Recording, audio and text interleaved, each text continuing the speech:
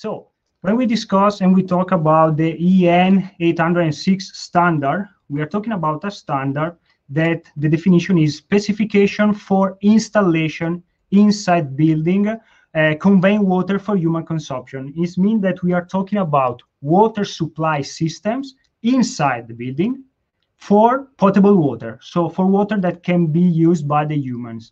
And like all the standards, is divided in some parts. In the first part, we have the general introduction about the standards, so with the general definition and all the symbols that you can use to design graphically a water supply system.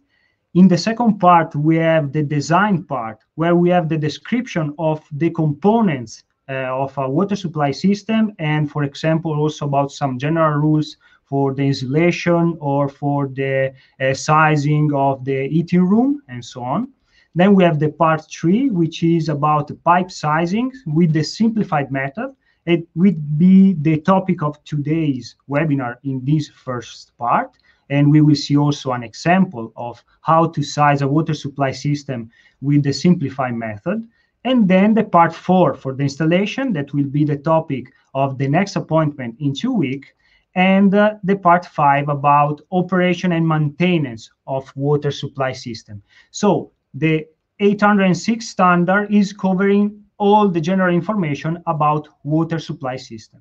In the standard are defined some targets that we have to have in our mind when we size and design a water supply system. The first one should be a reduction of the water and energy wasted. It means that we have to size and design our water supply system having in mind the topic of taking care of the waste of the water and the energy used to heat the hot water. So having as focus the manage and the energy saving in our water supply system. Another target is avoiding the excessive speed in the pipes, because having too high speed, it means that we can create problems on the valves of our water supply system, on the taps of our sanitary fixtures. So we want also to control the speed inside the pipes, and controlling the speed, it means also that we can control the noise emitted by the supply of the water inside the pipe. Then another target is to supply the water to each sanitary fixtures at the design pressure and temperatures. It means that we have to choose the proper configuration in order to reach the sanitary fixtures with the proper pressure and temperature of cold and hot water. We want also to avoid the entering of air inside the pipes, because the presence of air can be a problem on the valve also, for example, but also because it can lead to have a noise emission from the pipe. So we have also to take care of this condition in order to avoid the entering of air inside our pipe. Then we want to size and design our system in order to protect the occupants of the building from the dangers caused by the use of the system itself. For example, we want to supply the water with a temperature inside the range defined by the standard, because, for example, we don't want to create a damage to the people that are using the sanitary fixtures.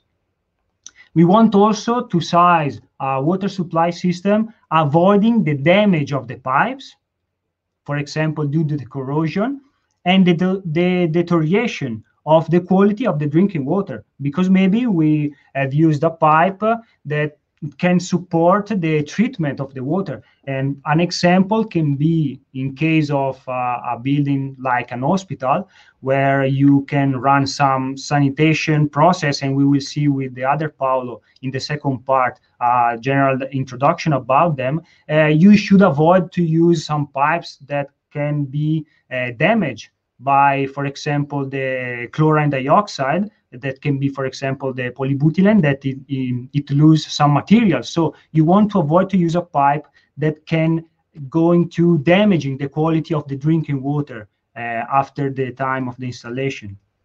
Then we want to realize and size our system to facilitate the access to and servicing of the system itself. So we want to make the system easily maintainable to help the maintenance process of our water supply system. And of course, we have to design our system and choose the correct product in order to have a service life, so a lifespan of our water supply system of at least 50 years, because this should be the length of the life of a water supply system. We are now going to see the general components of a water supply system, starting from the heating room. We can have inside the heating room different type of production of the domestic hot water. The first one, and the most common, is an instantaneous domestic hot water production system. Basically, you have a boiler inside the boiler room that generates hot water when there is a demand of hot water from the system, and basically you have a turn on of the heating source when the system is asking for hot water. It's the most simple system for the generation of the hot water. It's very easy to design, it's also money saving, easy to maintain, but is not the most efficient system. For example, if we want a more efficient system, we can use a domestic hot water production system with a tank. So with a cylinder where we are storing the hot water that is going to be heated up by a boiler time to time, but inside this tank we are storing some water for the supply of the hot water to our distribution inside the building. It means that when the system is calling for water, we have the tank that has already some water inside that is going to supply our hot water inside the distribution. So it's very effective because we reduce the heat power necessary for the production of the hot water. We can increase the efficiency of our heat producers. And of course, thanks to the presence of a mixer installed after the tank, we can decide the proper temperature for the distribution of the hot water. And we also need an expansion vessel before the cylinder to absorb the pressures from the supply, from the cold water supply of the municipality, in order to protect our cylinder from damaging. So this is a more efficient system, but we have also to take care of the possible proliferation of bacteria, and we will see with Paolo also this topic. An evolution of this method is the domestic hot water production using a system with a tank and a recirculation. It means that in addition to the cylinder, we have also a recirculation loop. Basically, is a loop defined to keep the hot water in movement. In this way, we can also optimize even more the efficiency of our system, and we have the presence of a recirculation that can help our efficient for the heating of the hot water, and this is always the best choice when you have a cylinder in your boiler room. So starting from the heating room, we are now going to see a couple of examples of distribution of the hot water inside our building. So from the boiler room, we are going inside all the floors of our building, and according to the position of our source of the water, we can have different type of distribution. This is the first example. We have our source of water in the lower level, and our distribution of cold water goes from below. It means that we have risers of cold water for the distribution inside the building from the lower level to above. On the top of those risers, we have to install some expansion vessel in order to absorb the overpressure inside the risers. So this is the most standard situation. So we have a pump room also to pump all the water in the risers and reach every sanitary fixtures of our building. Differently, in this case, where we have a source of cold water below, but then we have a tank for storing the cold water. And in this case, we have a distribution from above, what is called like a rain distribution, because the waters fall from above, from this tank, to the lower level. This type of configuration is the most used in case of big cities, where maybe you have a discontinuous supply of water from the municipality. And so in order to avoid this problem, you're going to store the cold water in a tank, and in this way you can avoid the problem of the discontinuous supply of water from the municipality, because by storing the water on a tank, you can ensure a continuous supply of the water inside your building. So this can be a solution in case you know that the municipality has a discontinuous supply of water for your building. Moving on the hot water, we can have the same situation as the cold water, and so we have a hot water distribution from below with our boiler room below. So we have risers of hot waters going from the lower level to above, and we have, of course, the expansion vessel on the top to absorb the overpressure. And then we have a recirculation loop that closes the ring of the hot water from above to below.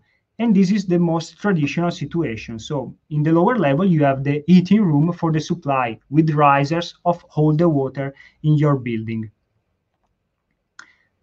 We can have a different type of situation like this one, where we have the boiler room below, but the distribution goes from above. It means that we have a pump room that pumps the water on the top level. Here we have an expansion vessel, and then we have a sort of rain distribution from above to below. And the circulation loop is closed in the lower level. So this is a variation of the distribution before. Another type of distribution can be the same as the rain distribution for the cold water. So we have our boiler room in the top floor with the distribution from above. So the waters, the hot waters, is distributed inside our building in a rain distribution. And then we have a recirculation pump that pumps the water from below to above to close the loop of the hot water. So these were just a couple of examples of distribution of the hot water and cold water inside the building in every floor. And now we are moving into the typical apartment. So what we can have inside the typical apartment for the distribution of the hot and cold water. We can have different type of solution of system according to the type of fitting that we can use. For example, this is the most simple one, is a branch system. It means that we are using T-fitting for the creation of all the branches of the distribution of the water supply, and is the simple one. But the problem is that the flows and the pressures of every fixtures are influenced by each other. Because, for example, if you're taking the shower and someone is going into the bathroom and is opening the wash basin, for example, you are taking the shower, but you can feel a loss of pressure or maybe even a loss of hot water while you're taking the shower, and that can be a problem. So every fixture is influenced by each other.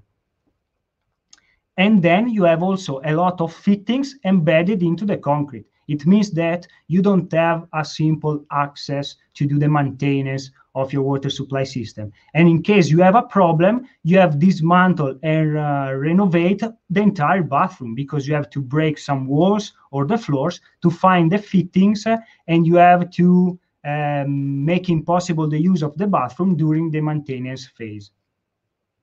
An evolution of the distribution inside the bathroom is the manifold system. It means that we have a manifold with some interception valve before the manifold. It means that we can close and open the distribution inside the bathroom without any problem.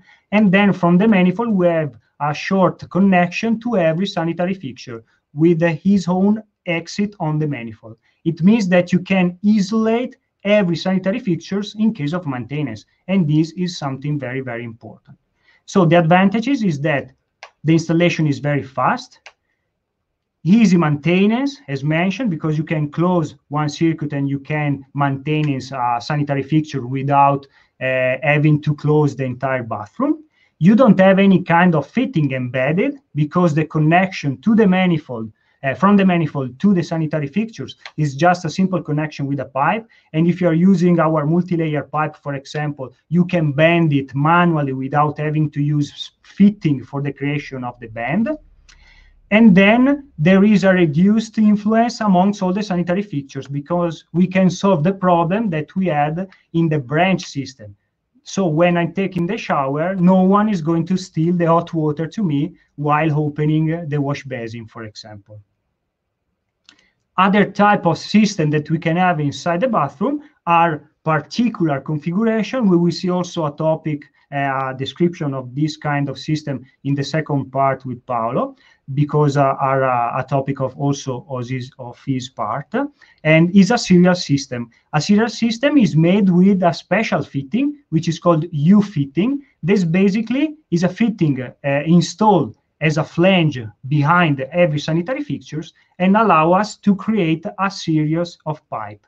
In this way, we have a fast installation because you don't have any kind of fitting embedded. You just have to connect all the sanitary fixtures with this special fitting that at the same time supply also the water to the sanitary fixtures.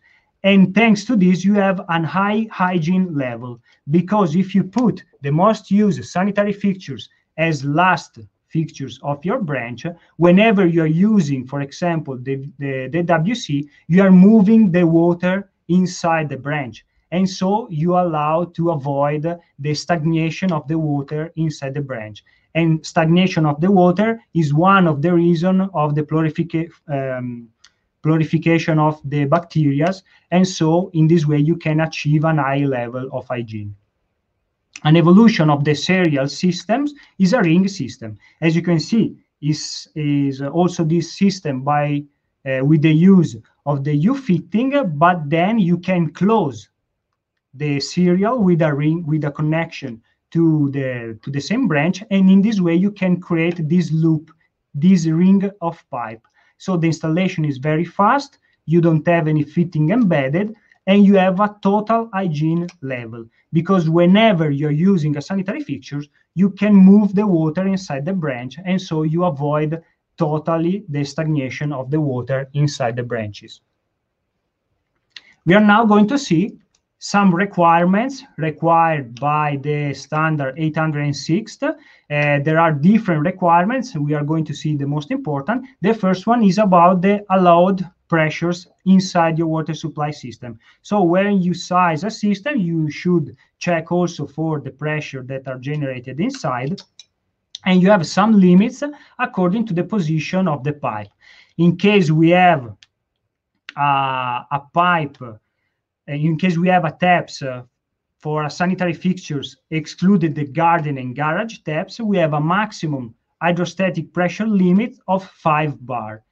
On the other hand, in case of taps of garden and garage, since we are in the lower level, we can have an higher limit of hydrostatic pressure, and this limit is 10 bar.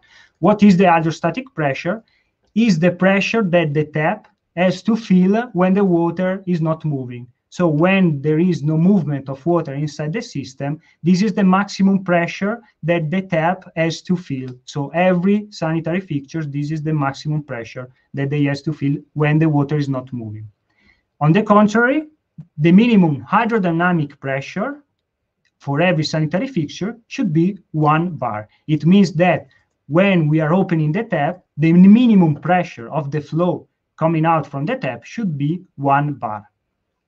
Another limit is about the limit of temperature. This mainly in order to reduce the proliferation of the bacteria like the Legionella pneumophila, and we will see a focus on this topic in the second part. Just to give you a short introduction, the limit is both on cold water and hot water. For the cold water, the water should be at a temperature lower or equal to 25 degrees. For a hot water, higher or equal to 60 degrees. Well, but we will see deeply this topic in the second part.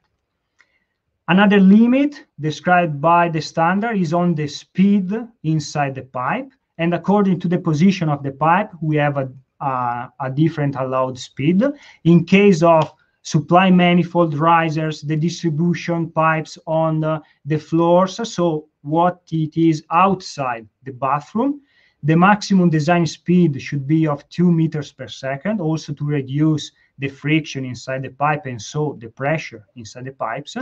In case of the terminal connection, so the connection that goes, for example, from the manifold to the sanitary fixtures, this maximum speed can be of 4 meters per second, so we can increase this speed. Now we are going to see how to size a system according to the EN 806 part 3. As mentioned in this section is described the method, the simplified method for the sizing of the water supply system. Why simplified method? Because you have to apply it to those systems defined as standard installation. So it means that we have to respect some limits.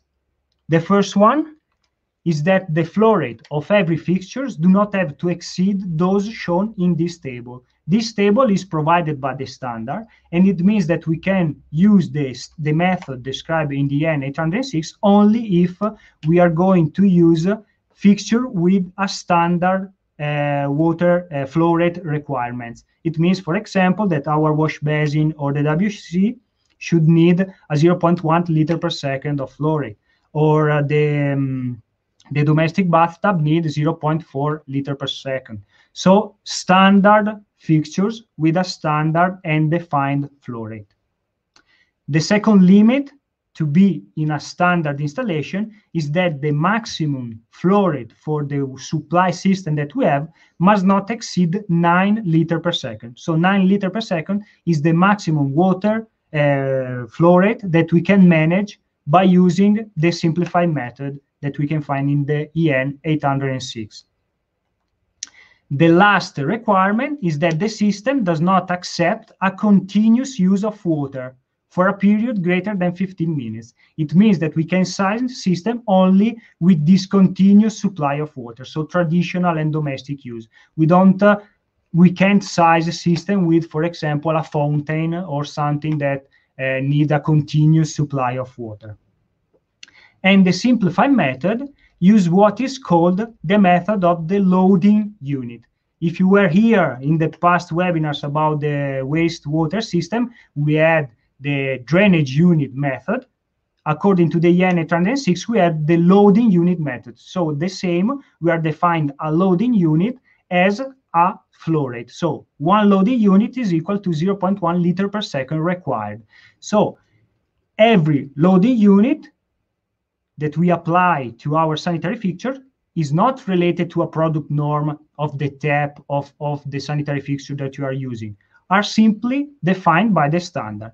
If you remember, this was the table about the typical and the standard flow rate of every sanitary fixtures. If we use the loading unit according to the calculation, so 0.1 liter per second is equal to one loading unit, we can see that the standard defines all the loading unit that we can have according to the typical sanitary fixtures that we have installed in our system. So what we have to do, according to the EN 806, to calculate our flow rate, we have, of course, first of all, calculate the summatory of the loading unit for every section of our system, and then we have to consider the maximum loading unit presence amongst all the sanitary fixtures of our system. And with these two values, we can use a graphic provided by the standard to find which is the value of flow rate that we have inside our water supply system. We will see a very quick example. In the case of a summatory of loading unit of 30 loading unit and a maximum loading unit presence of 4, which is, for example, a bathtub, we are in this case, we are going straight to intersect the line of 4 liter per second of maximum loading unit, and we can see that our flow rate inside our water supply system is 0.8. So very quickly, it's a simplified method. We have the summatory of the loading unit, and we can find the flow rate. But we haven't found the diameters that we have in our pipe, in the pipe that are composing our system. Because for calculate the diameter, we don't need the flow rate. We mentioned that it is a simplified method, so the EN standard allow you to to find the flow rate inside your system, and you can use this flow rate to make some verification on the pressure and so on later. But to find the diameters of the pipes for your water supply system, the standards gives you already everything inside some tables according to the material that you have chosen for the designing of your water supply system. So in the standard, you can find table of the most common pipes and the most common materials that are describing you already all the information that you need. So for example, for the galvanized steel, for the copper, stainless steel, PEX pipe, or even multi-layer pipe. So the standards gives you already all the information that you need. And here I would like to ask you the first question of our webinar. In the pool section on the right, you should see this question. It's something just to interact with you about which is the types of pipe that you specify the most on your water supply system, to understand which type of material you mainly use in your design, and see which are your, for example, the pipe that you're using the most. We can see that we have mainly you're using PPR, okay? Some of you are using polybutylene and multi-layer pipe, so we don't have a lot of people, or better say that we have 0 people using a metal pipe. This is something good to hear. And okay, thank you for your answer. And we will see in the next webinar in 2 weeks a general overview of the materials that you can use for water supply system. So it's something interesting to see which kind of material are you using the most. Okay, we can go ahead. We mentioned that inside the standard you can find some tables that are describing all the information that you need. For example, in the tables you can find the max load, which is the summatory of the loading unit, the highest value, which is the maximum loading unit presence. Then you have, according to the values above, the diameter that you can use. And for the diameter, for example, in this case, the 16, which is the smallest one, according to the summatory of the loading unit that you have, it also gives you a limit on the length, of the maximum length of the pipes that you can have. So as you can see, simplified method, you just need a couple of things. So the calculation steps are very, very simple. In the beginning, starting from the last fixtures of your supply system, you are going to calculate the loading unit of each section of your network. And then, based on the type of material that you have selected, you can find the diameter for every section according to the table that is already provided by the standard. So the simplified method is very simple. You just need to calculate the summatory of the loading unit, and then you can find easily the diameter that you can use. To show you that is very simple, we are going to do an example, a very short example of calculation and sizing of a water supply system. This is the building that we are going to size. It's a building of 5 stories, and every story has a typical apartment. And in every typical apartment, we have a wash basin, a WC, a bathtub, and a sink. The first thing that we have to do is to select the sanitary fixtures and the loading unit according to the standard. So for the WC, we have 1 loading unit. For the wash basin, we have 1 loading unit. For the bathtub, we have 4 loading units. And for the kitchen sink, we have 2 loading units. So now that we have seen which are the loading units inside the typical apartment, for every pipe section, we can calculate the summatory of this loading unit. So on above, you can see the table as before, with every loading unit, with the loading unit of every sanitary fixtures, and then we can start with our sizing. So for the section HK, which is the first one, we have only the sink, so our kitchen sink, and we can put 2 loading units for the kitchen sink. Then for the section GH, we have to take into consideration the bathtub and the sink, and so we have 6 loading units, 4 plus 2. Then we have FG, we have also the wash basin, so we add 1 loading unit, 7 loading unit on that section. Then we complete the typical apartment, we have also the WC, 8 loading unit. And since we have the typical apartment, we can easily find all the other floors. So for the DE, we have 2 typical apartments, 16. For CD, we have 3 typical apartments, so 24. For BC, we have 4 typical apartments, so 32. And then for the entire building, we have, or for this riser, we have 5 typical apartments, and so 40 loading units. Once we have all the summatory of the loading units for every section, basically we have to check the tables and decide which is the diameters of pipe that we can use. So in this case, we want to use our Pexel pipe, which is a multi-layer pipe composed by cross-linked polyethylene, aluminum, and cross-linked polyethylene in the middle. And this is the table for this material according to the standard. And so with the first section, we have 2 loading units. So we can see that we are here. We can use the 16x2 pipe. The same for GH, we have 6 loading units, so we can't use the 16. We have to switch to a 18 diameter pipe. Then we have FG, 7 loading unit. We can't use the 18, so we have to use the 20 diameter pipe.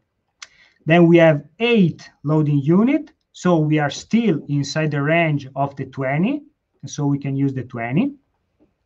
For the section DE, we have 16 loading unit. In this case, we can't use the 20. We have to switch to the 26 pipe. Inside the apartment, the distribution will be the same as the other section. For CD, we have 24. So we can't use anymore the 26 diameter pipe. We have to skip to the 32 millimeters pipe. And the same for all the others, because for BC, we have 32 loading unit, so we can use the 32 diameter pipe. And then 40, we are still below the maximum 55 loading unit for the diameter 32, and so we can use the diameter 32. So basically, as you have seen, the simplified method is very simple. You just have 2 steps to follow. And once you have calculated the summatory of the loading unit of every section, inside the standard, you can find already the diameters. And so you can size very easily all the section of your supply system. I'm now going to mention just very quickly the recirculation system, because recirculation, as we've seen in the beginning, is a type of connection on the hot water distribution that is meant to keep the hot water in circulation inside our system. In this way, we avoid, first of all, the cooling of the hot water. And the recirculation also avoids the stagnation of the water inside all the branches, and so it allows to have more hygiene in our system.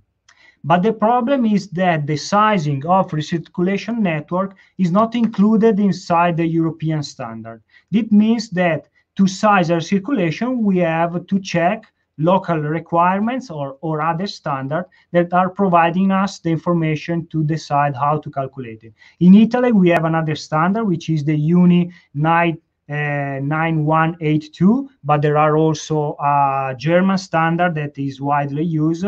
So if you have a question about how to calculate the circulation, you can contact us.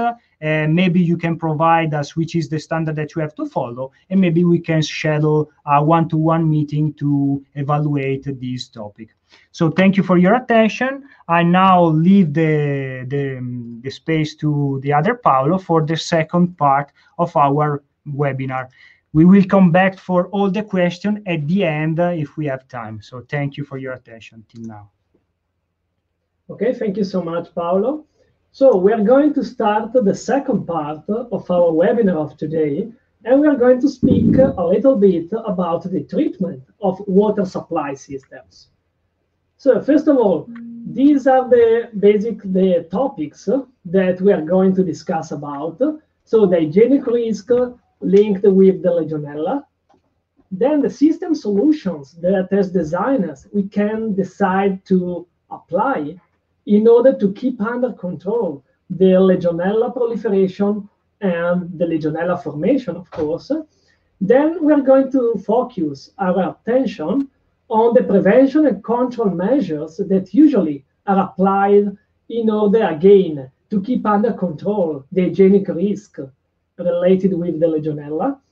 And the last part, in my opinion, will be the more interesting part, because we are going to see the campaign of tests that we carried out in Valsir in order to understand the resistance of the different materials normally used in a water supply system to the main sanitizers, because you can easily understand, in order to keep under control the problem associated with the Legionella, some measures that we can take are like water treatment with chemicals, with some sanitizer that we are going to see, for example, chlorine dioxide, for example, monochloramine, or even sodium or calcium hypochlorite. So we did a lot of tests, like starting in 2014 up to today, in order to better understand like the main characteristics of the different pipes. So what is Legionella? As probably a lot of you already know, Legionella is a severe lung infection that is caused by this bacterium, that is the Legionella pneumophila bacterium. So where does basically the name come from? The name comes from the epidemic that occurred in 1967 during the American Legion Convention that took part in Philadelphia, so in the United States, of course. We are speaking about the American Legion, where basically during the convention, 220 people felt sick because at that time of an unknown reason. And then basically, unfortunately, 44 people died. This was caused, as it was discovered basically 1 year later, because of the bacterium of the Legionella pneumophila. So starting from 1977, a lot of scientists decided to study like the problem associated with the Legionella pneumophila bacterium, and year by year, they discovered all the problems linked basically with this bacterium. So for example, they discovered that Legionella is present in natural and artificial aquatic habitats. So we can find them in the springs. We can find them, for example, even inside the buildings. Of course, buildings like residential buildings, hotel and hospitals, mainly, of course, industrial buildings, and so on. So we can find the Legionella in the sanitary water systems. We can even find the Legionella in the shower heads.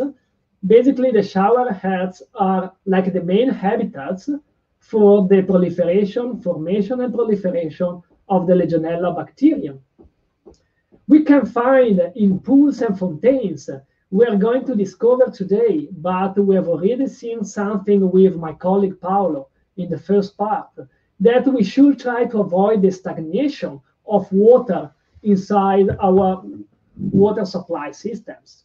Because basically, if the water remains like we don't have the movement of the water, then of course we can have some problem with the formation and proliferation of the Legionella bacterium.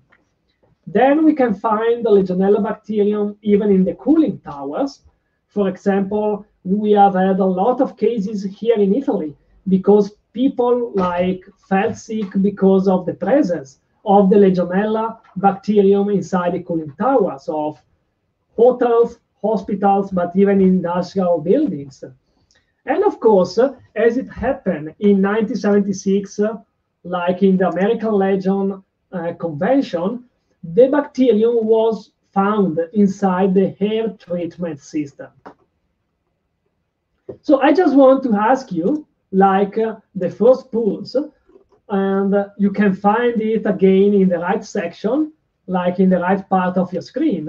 I just want to ask you, according to you, which is the ideal temperature for the Legionella bacteria proliferation? As you can see, you will find 4 different answers. So temperature less than 20 degrees, between 10 and 30 degrees, between 20 and 50 degrees, or for a temperature higher than 50 degrees. Okay, I'm just giving you a couple of seconds in order that you can answer to this pool. Okay, I can see that basically the 90% of you are answering between 20 and 50, then the 10% of you are answering like between 10 and 30. So in order to answer to this question, of course, we can have a look of the picture that we have inside this slide. As you can see, with the help of this thermometer, we can see that basically for a temperature lower than 25 degrees, the bacteria are sleeping. So we can use this word that is not a technical word, but in order to better understand what it means that the bacteria are in a dormant state. Then between 20 and 25 degrees and 50 degrees, basically we have the ideal temperature for the proliferation of the bacteria. At a temperature of 35, 37, we have the ideal growth temperature. At a temperature of 45 degrees, basically the bacteria stop to replicate, and then for a temperature higher than 50 degrees, it starts basically the bacteria death. As we can see, for a temperature at 50 degrees, we have the death of the 90% of the bacteria within 2 hours. If we are increasing the temperature, of course, we can decrease the time required in order basically to arrive to the death of the bacteria. As you can see, death of the 90% of the bacteria within 2 hours. And at a temperature of 70 degrees, we have the instant death of the bacteria. We have to keep in mind this temperature because, of course, some of the measures that we can take basically are associated with the temperature. So now we can have a look of the system solutions that you and even us as Valsir were taking during the design of a water supply system in order to prevent the risk of the Legionella formation and proliferation. So I tried to sum up the 3 basic rules by considering the first one, temperature control. We have already seen this in the previous slide. We have to take into account that it is important the water circulation. If you remember, we should try to avoid the stagnation of the water inside the pipes of our water supply systems. And of course, it's really important the materials choice. Okay, so let's have a look a bit deeper of the first rule, that is the temperature control. So the water supply pipes must be properly spaced from them and other heat sources. So what does it mean? In order to better explain this part, we can take the example of the cold water pipes. So if we are putting the cold water pipes in contact with the hot water pipes or with an heat source, what it may happen is that basically the temperature of the cold water can increase. And we can enter inside the range of temperature that we were seeing previously and that we want absolutely to avoid, if you remember, between 20 and 50 degrees. Then the water supply pipes must be thermally insulated. Again, now if you're taking a look of a typical example of a hot water pipes, of course, if we have a great distance between the heat source and the final part of my water supply system, for example, a tap, a wash basin, a bathtub, a shower, and so on, without a proper insulation of our pipes, we can have basically an energy loss. If we are losing energy, we can even have a temperature loss. What it means, temperature loss, again, speaking about hot water pipes, we can enter inside again of the range of temperature that we want to avoid. Then, of course, we have already seen this part. So I'm just summing up this one.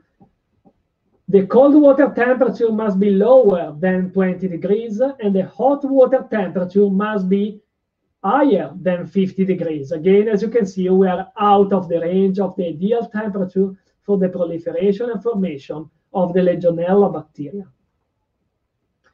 Of course, to avoid the burns risk, if we are using hot water pipes with temperature higher than 50 degrees, it should be advisable to install taps with thermostatic valve. Or even, if you remember the scheme that my colleague was showing you previously, where we have the vertical risers and then we have the distribution inside the apartment, we can decide to install a thermostatic valve, again, in order to control like the outer temperature from the taps. Speaking about the storage tank, in this case, we should try to maintain the temperature at a level higher than 60 degrees. If you remember again, one of the main problems is the stagnation of water. And of course, inside a storage tank, we have like the stagnation of water. That's why it is advisable to have a temperature higher than 60 degrees. If you remember previously, for a temperature of 60 degrees, we have the death of the bacteria within basically 2 minutes. Of course, we have to keep in mind that it's very important to have a proper design of the storage tank, because if we are doing an oversizing of the storage tank, it means that basically we are increasing the water stagnation time. That's why, if you're speaking about design of storage tank, it's really important to have a proper design. So the second rule, if you remember, like the first one, the temperature control, and the second one is the water circulation. So for example, we should try to design water supply system by considering a hot water circulation system. As you can see from the picture, it's something very similar to what we have seen previously with my colleague Paolo. Basically, we have the cold water, the hot water, and even the recirculation of the hot water. So the main advantages by considering a hot water recirculation system is that we can decrease the energy losses, if you remember. So from an economical point of view, we can save money. And from the other point of view, so the hygienic risk associated with the Legionella bacterium, of course, we can keep constantly movement the water inside our systems. That's why if you're speaking about, of course, hospital, hotels, or for example, industrial buildings, so buildings with, for example, huge water supply systems, normally, of course, we can have some part of the water supply systems that are not frequently used. That's why it's better to have, in this case, recirculation systems. Of course, if you have the typical residential house, so a very small building, so I don't think that it's so necessary to, like, for example, design a water recirculation system. Then, of course, taking into account again that we have to avoid the stagnation of the water inside the pipes of our water supply systems, we should try to avoid blind branches or branches with limited water circulation, as you can see from the pictures. Okay, so another important part. In particular, again, if you're speaking about hotel, hospitals, and big buildings. So I just want to ask you now, second question from my part, which water distribution system inside a building, according to you, helps most to reduce the Legionella risk? Again, you can find the poll in the right section of your screen at the right. As you can see, you have 3 different options. So the T-branch system, the manifold system, and the ring system. So are the same systems that you saw previously with my colleague Paolo. So I'm just giving you a couple of seconds in order that you can have the possibility to answer. Okay, you can see that basically the 90% of you are answering the ring system, and 5% the T-branch system, and the last 5% with the manifold system. So, of course, in this case, a ring system guarantees a complete water exchange of each sanitary fixture that is connected inside basically an apartment, inside, for example, a bathroom. As you can see, we have the main risers, and then we have like the distribution inside an apartment or inside a bathroom. And simply by using like fittings like this one that you can see in the pictures that we have inside our catalog, as you can see the U fitting, of course, again, we can maintain constantly in movement the water inside the pipes in order to reduce the risk of formation and proliferation of the Legionella bacteria. Here you have, for example, different options. You can have like brass press fittings, or you can even have, for example, in this case, full bore fitting that are made in technopolymer, in this case, PPSU. So we are manufacturing fittings in brass or even fittings in technopolymer. So please, take into account that we are not speaking about plastic fittings, but we are speaking about technopolymer fittings. What's the difference? That, for example, the PPSU, the raw material that we're using in order to manufacture these fittings, is the same raw material that is used widely, for example, in the marine industries, or for example, for the production of the airplane. So as you can easily understand, a material that has got high resistance performances, high mechanical characteristics. If you remember, the third rule was like the materials choice. So it is important to select materials that are suitable for the water treatment that we are going to see in the last part of our meeting of today, but that are able even to reduce the pressure drops. So the first one, for example, if you decide to use our multilayer pipes, so we are producing two different pipes, Pexel and Mixel, but we are even producing, like, for example, a plastic pipe, so not a multilayer pipe, a plastic pipe, the commercial name is Thermoline, that are able to resist up to 95 degrees. So if you remember previously, we were speaking about like the possibility to increase the temperature in order basically to reduce the risk of formation and proliferation of the Legionella bacteria. So, but we have to be sure that we are selecting a pipe that is able to withstand with these temperatures. So, for example, even Pexel, Mixel, and Thermoline, so our pipes, are able to resist up to 95 degrees. Then, for example, if you decide to use a multilayer pipes, the aluminum is creating an oxygen barrier. Why so important? Because in this case, we can avoid the passage of the oxygen. And as human beings, we are living thanks to the oxygen. Even the bacteria are living thanks to the oxygen. That's why it's so important to avoid the passage of the water inside the pipes. And of course, another characteristics of the multilayer pipes is the internal roughness of the pipes. So we can decrease the risk of formation of the biofilm. Then, of course, as I was telling you previously, we can even decide to use fittings that are creating a full bore flow. What it means, as you can see from the two pictures, on the right, you have the traditional flow. For example, if you're using brass press fitting, but even we are producing as well here technopolymer, again, creep fitting. But in this case, of course, where we are very close to the fitting, we have a reduction of the passage of the flow. So we can have a higher risk compared with a full bore flow fitting of the creation of an oxidation, or in this case, for example, formation of biofilm.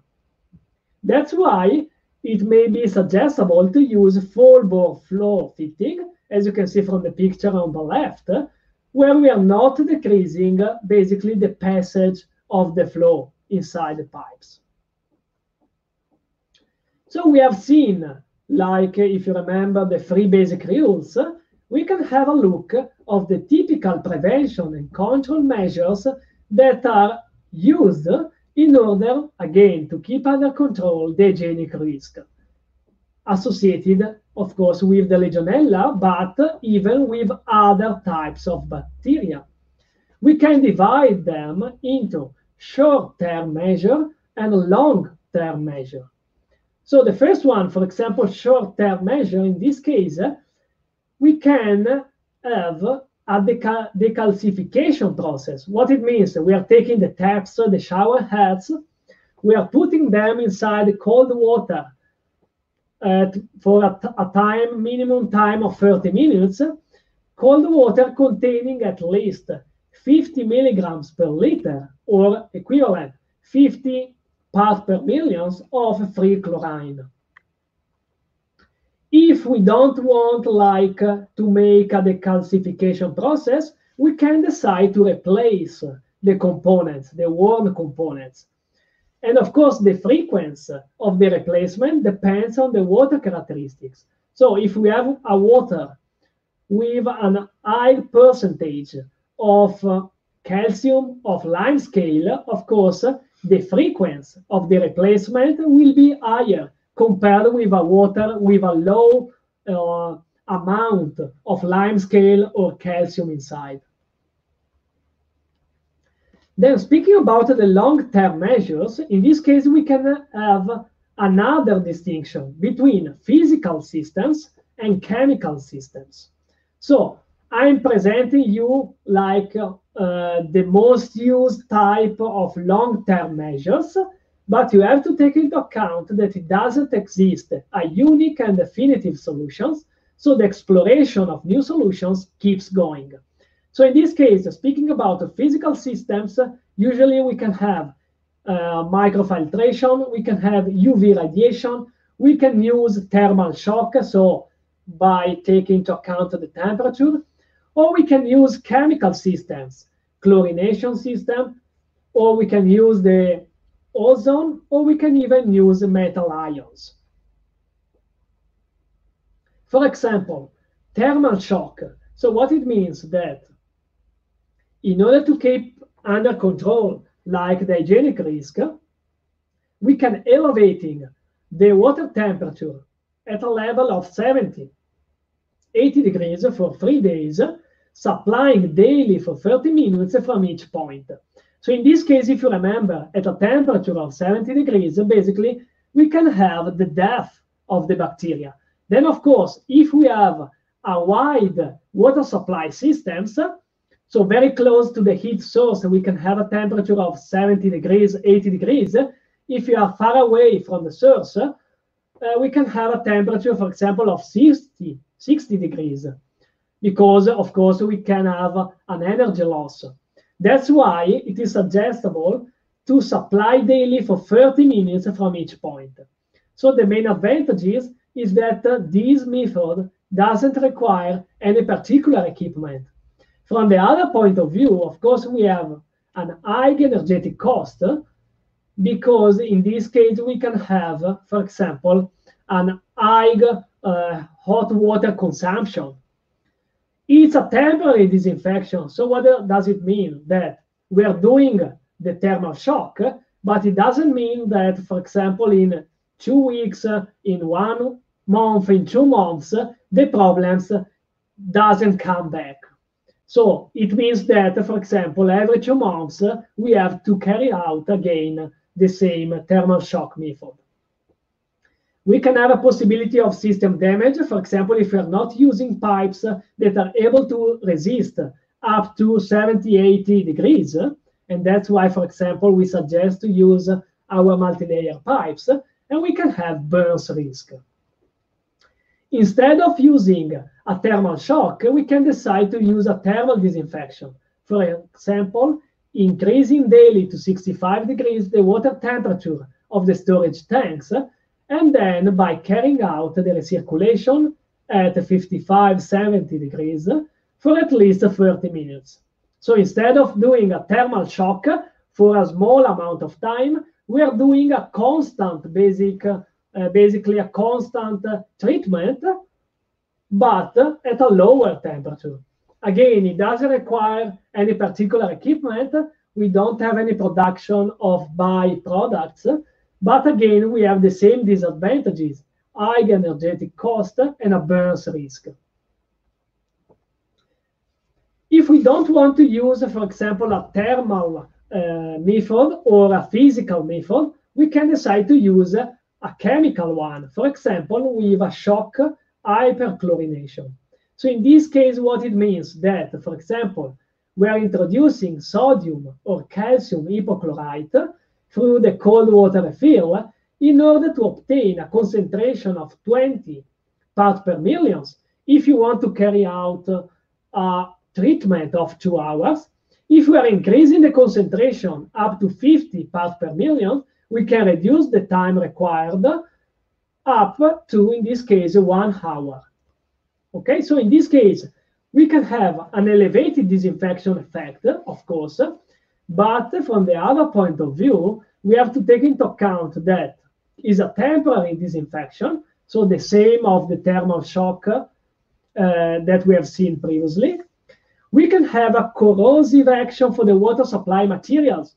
I don't want to spend a lot of time now because we are going to focus our attention about the resistance of the different materials used for the water treatment by using, in this case, a chemical process in the last part of our today meeting.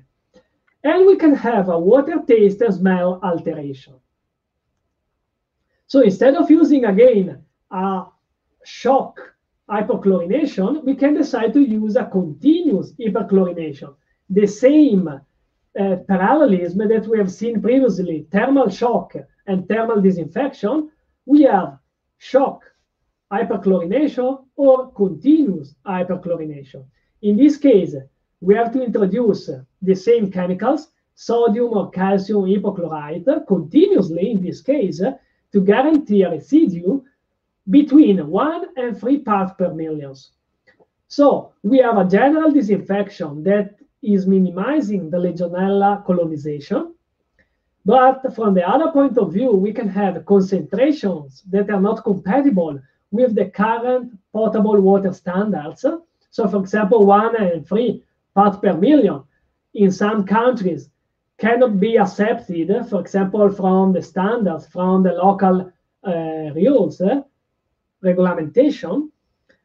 Again, we have the same problem with the corrosive action for the water supply materials and the water taste and smell alteration.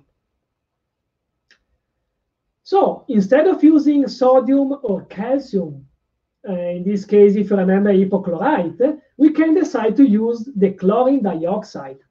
For example, in the 90s, this chlorine dioxide was introduced for the water treatment because like the scientists discovered that, for example, we don't have any water taste or smell alteration. We have an high persistence. So what does it mean? That if we are far away from the source where we are introducing the chlorine dioxide, well, like the bactericidal effect remains, even if we are far away from the source. It's something that sometimes it doesn't happen, for example, with the sodium and calcium hypochlorite. That's why, again, I'm repeating you, has been introduced in the 90s. And because its action is not affected by the water pH, something that happens with the sodium and calcium hypochlorite. So usually it is recommended, the recommended concentrations are between 0.1 and 1 part per million. We can reduce the biofilm growth, but from the other point of view, we have a corrosive action for the water supply materials. And we have to take into account that we have a high plant cost. So in order to produce the chlorine dioxide, we have basically to design a specific generator that, of course, it affects the economical cost of the water supply system. So as I was telling you previously, now we are going to see the Valsir experience, I mean the campaign of tests that we carried out inside our laboratories in order to verify the resistance to the main sanitizer of the various materials used in the water supply systems.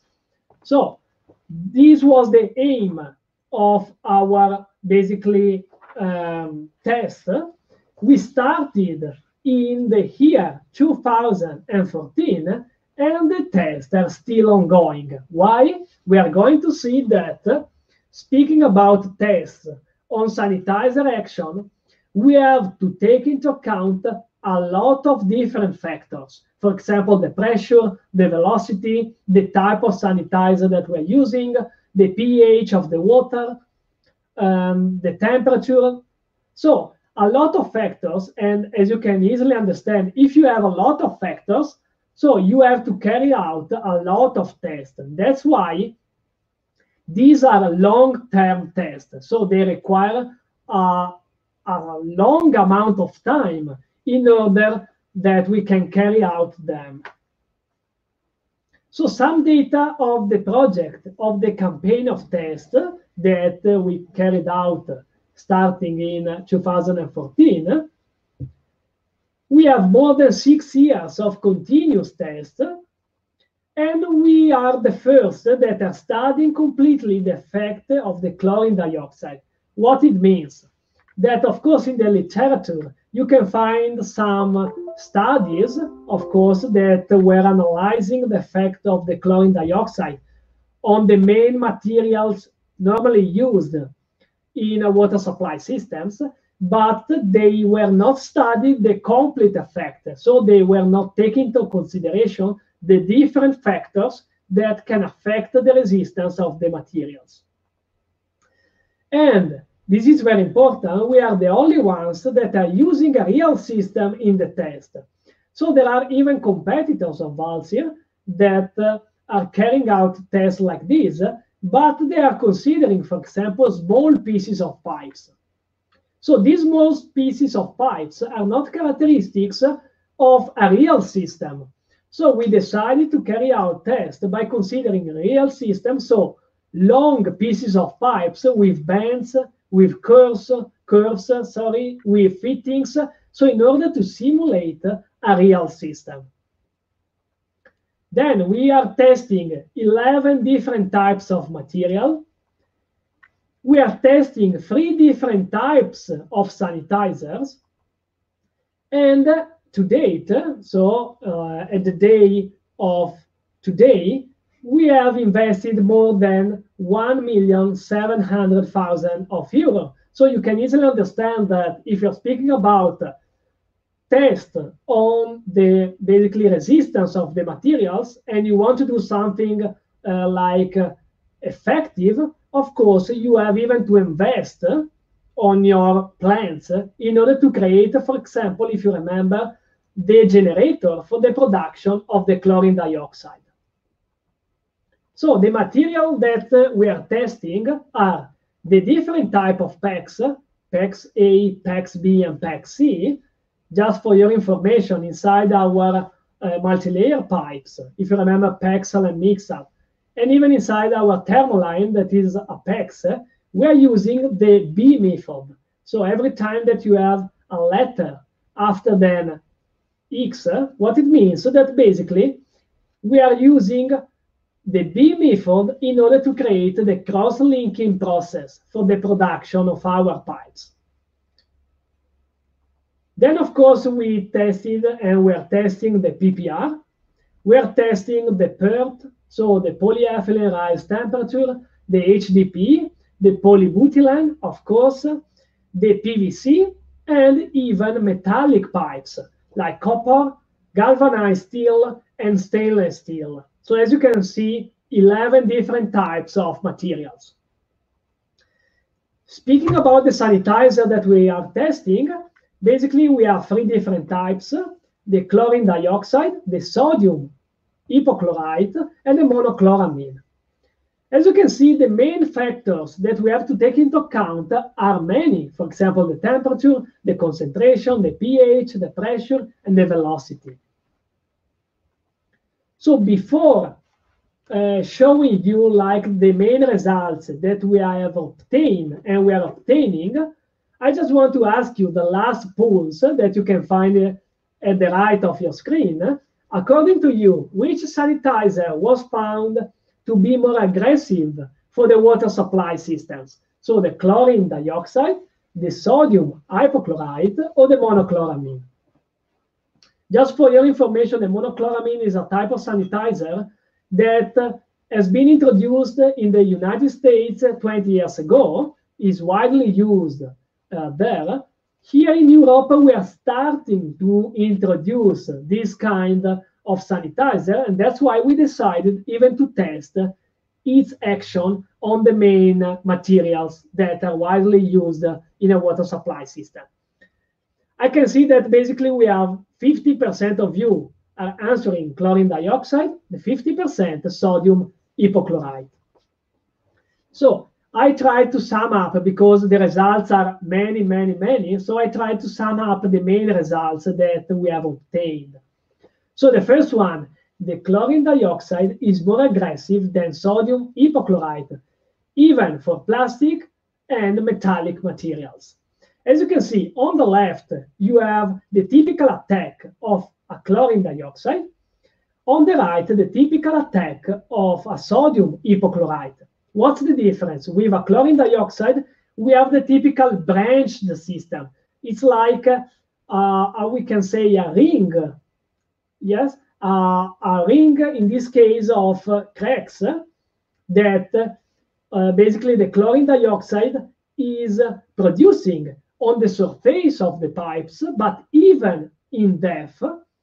While if you're speaking about the sodium hypochlorite, in this case, we have the typical punctiform attack. So what it means that, yes, the sodium hypochlorite is attacking like the surface of the pipes, but is not penetrating inside like the polymeric matrix.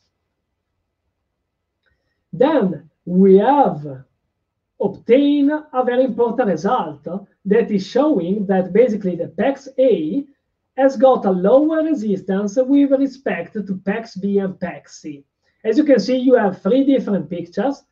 On the left, PEX-A, in the middle, PEX-B, on the right, PEX-C. So in this case, if you remember, we are using the PEX-B technology in order to manufacture our pipes. The typical attack is the same.